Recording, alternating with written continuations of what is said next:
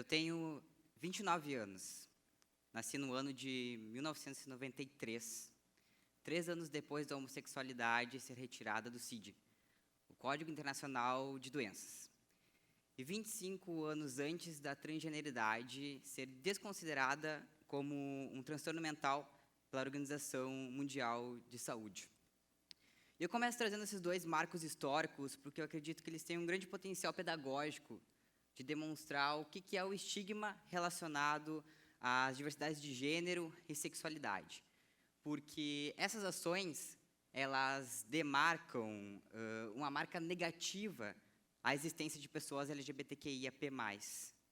E vocês podem se perguntar, bom, mas uma marca é sempre colocada a partir de um referencial, né? E qual foi o referencial utilizado para demarcar essas pessoas?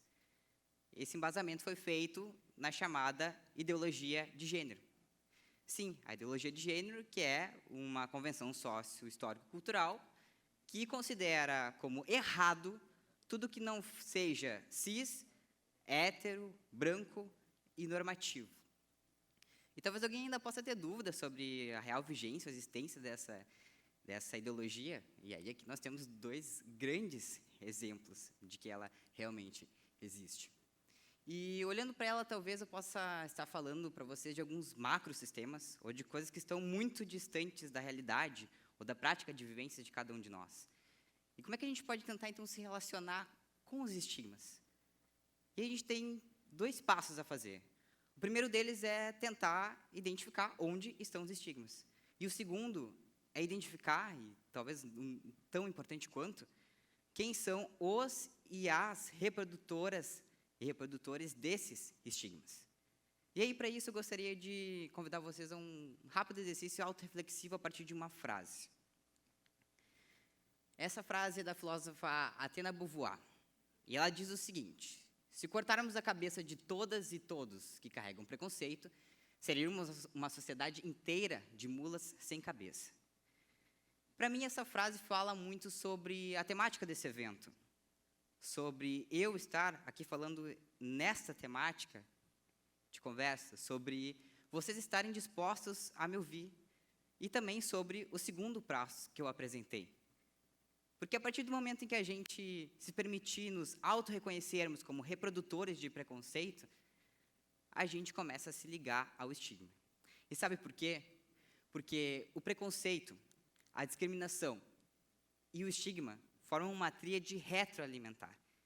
E vocês concordam comigo que a partir do momento que a gente se reconhece, então, como possíveis reprodutores de preconceito, ou mulas sem cabeça, como nos apresenta a Athena, nós estamos nos ligando a essa tríade, porque nós nos ligamos ao preconceito, nós nos ligamos à discriminação e à produção de estigma.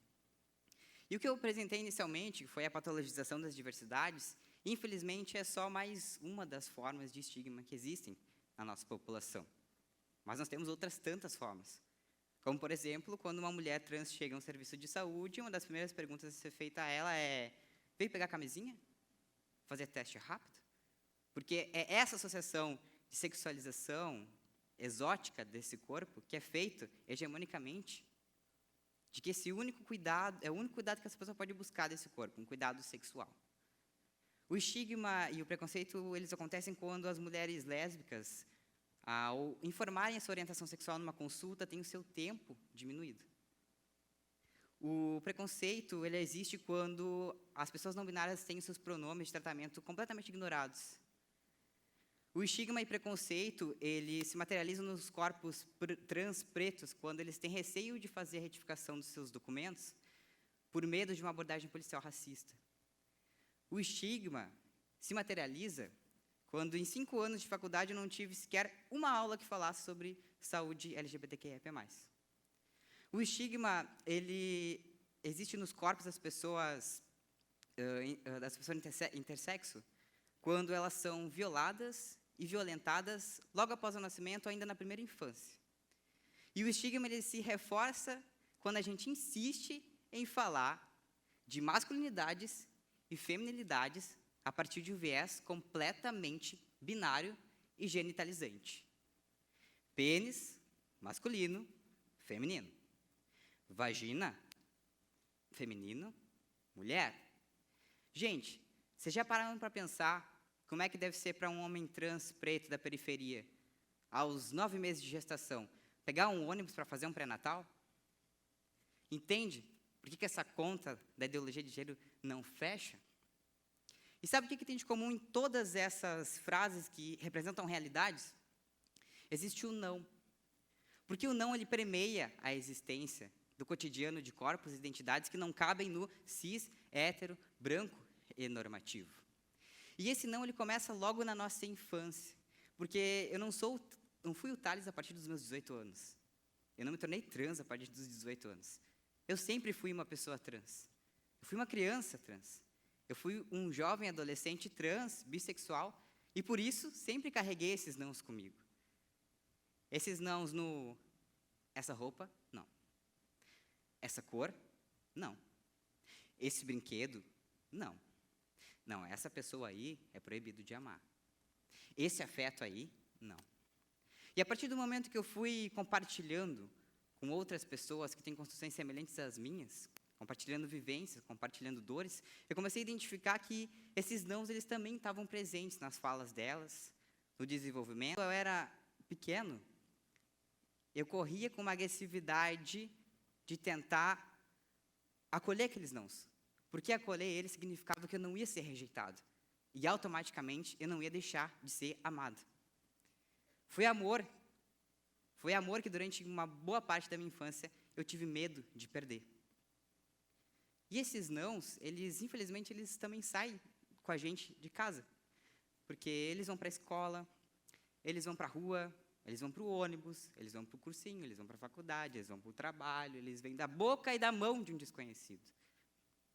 E esses nãos funcionam como uma ferramenta de lápide. Ele vai te lapidando. Só que ele lapida nada mais, nada menos que o existir. E aí o existir já se torna um resistir. E o resistir já se torna um reexistir. E, gente, isso cansa. Quando eu estava vindo para cá, uma das coisas que me deixou muito nervoso, além do fato de vir para o evento, foi justamente o vir para uma instituição.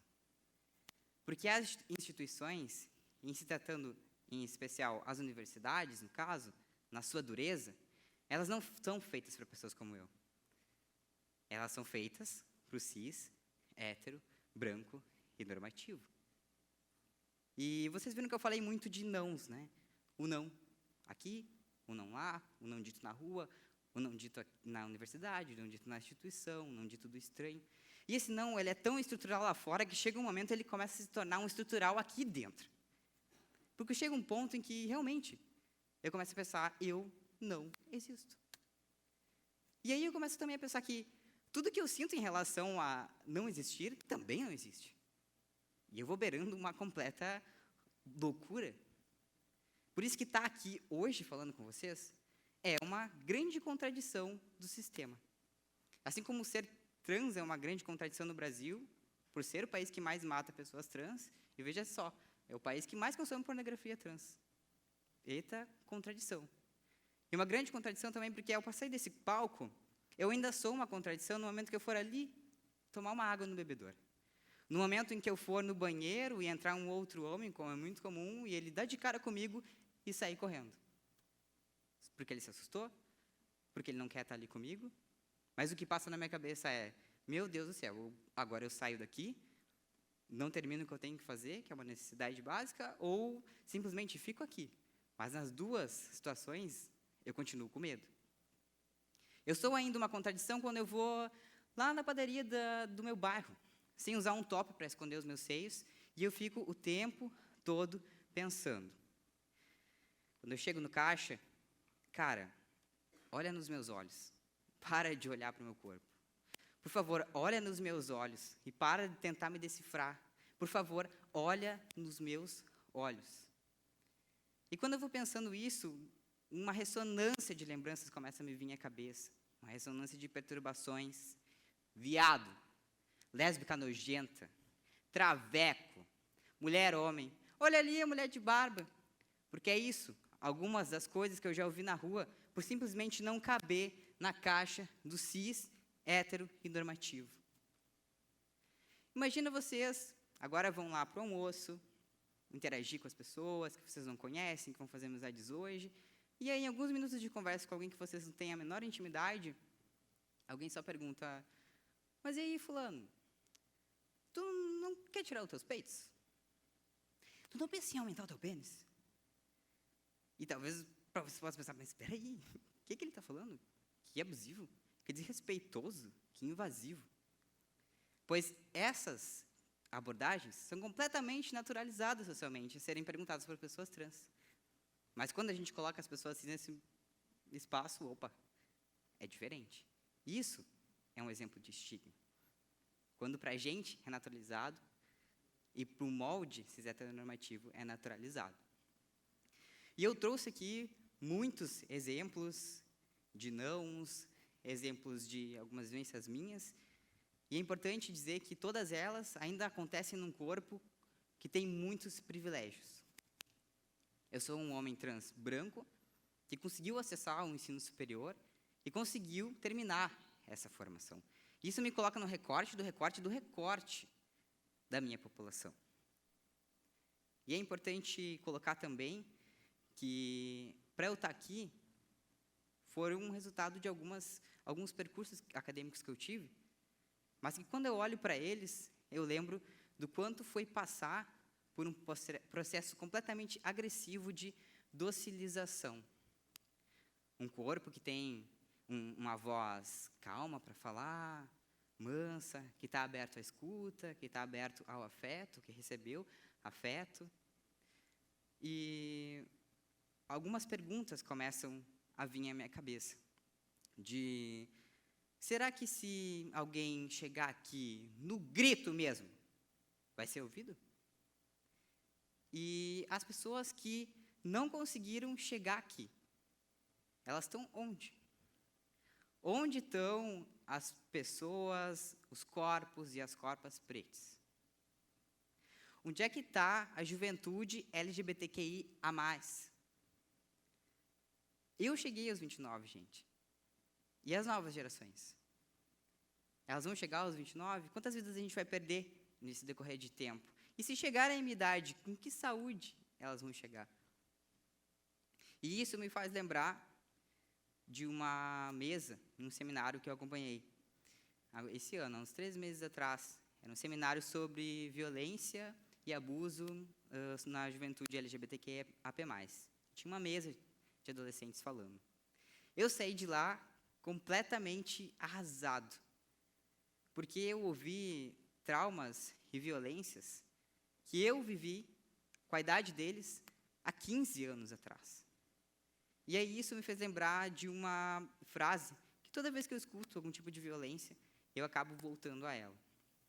Eu participei de um estágio não obrigatório da graduação em uma instituição pública, e aí na organização de um evento sobre gênero e sexualidade, em relação à saúde, eu fui convidar uma colega, a participar daquele espaço.